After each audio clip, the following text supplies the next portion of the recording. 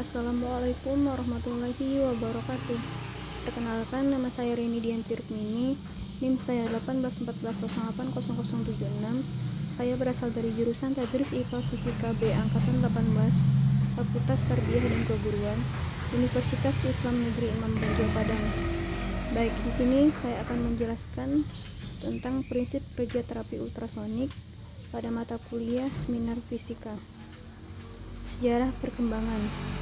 Seiring dengan kemajuan teknologi dan pola pikir masyarakat yang terus berkembang, memanjakan kehidupan manusia, sehingga aktivitas fisik menjadi berkurang, yang mengakibatkan terjadinya pergeseran pola penyakit dari penyakit-penyakit yang disebabkan oleh karena infeksi ke arah penyakit yang disebabkan proses degenerasi. Ultrasonik terapi berfungsi untuk mengurangi salah satu penyakit seperti osteoartrosis genu atau OA genu, merupakan penyakit sendi yang paling ditemukan di dunia, termasuk di Indonesia. Penyakit ini menyebabkan terjadinya nyeri dan gangguan gerak sendi, sehingga mengganggu aktivitas sehari-hari. Nah, bagaimana fungsi terapi ultrasonik ini? Terapi ultrasonik ini adalah modalitas pengobatan yang digunakan oleh terapis fisik atau okupasi terapis untuk mengobati kondisi sakit dan untuk mempromosikan penyembuhan jaringan. Sementara, terapi ultrasonik ini tidak efektif untuk semua kondisi sakit kronis. Mungkin membantu mengurangi rasa sakit jika Anda memiliki salah satu dari penyakit berikut. Yang pertama, seperti sakit osteoartritis, sakit misofascial, radang kandung lendir, carpal tunnel syndrome, rasa sakit yang disebabkan oleh jaringan parut, nyeri tungkai hantu, dan terkilir dan strain. Nah, bagaimana prinsip kerja terapi ultrasonik ini?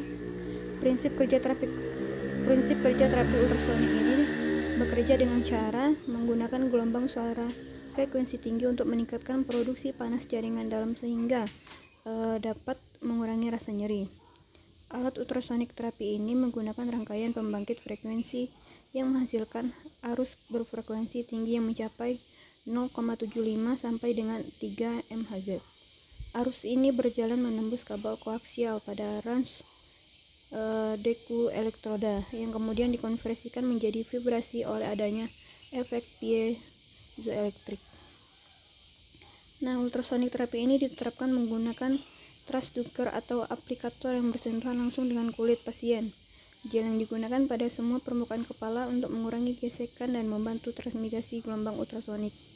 Terapi ultrasonik dalam terapi fisik bolak-balik kompresi dan penghalusan dari gelombang suara dengan frekuensi lebih 20.000 siklus per detik. Frekuensi ultrasonik terapi yang digunakan adalah 0,7 sampai 33,3 MHz. Penyerapan energi maksimum pada jaringan lunak terjadi dari 2 sampai 5 cm.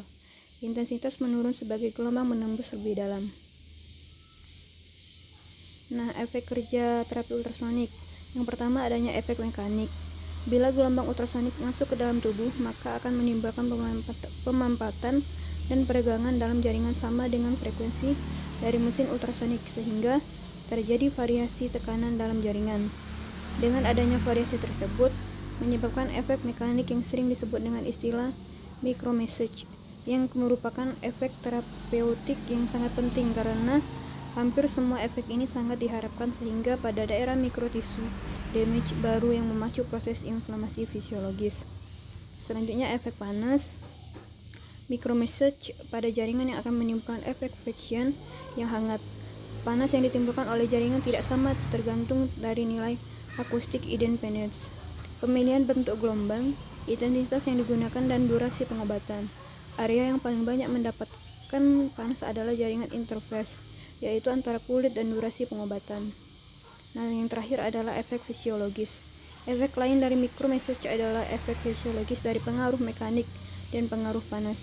Efek biologis yang ditimbulkan oleh ultrasonik ini antara lain: yang pertama, meningkatkan peredaran darah, relaksasi otot, meningkatkan permeabilitas membran, mempercepat proses penyembuhan, dan mengurangi rasa nyeri. Nah, itu tadi sedikit penjelasan tentang prinsip kerja terapi ultrasonik. Sekian dari saya, terima kasih. Apabila terdapat kesalahan, saya mohon maaf. Wassalamualaikum warahmatullahi wabarakatuh.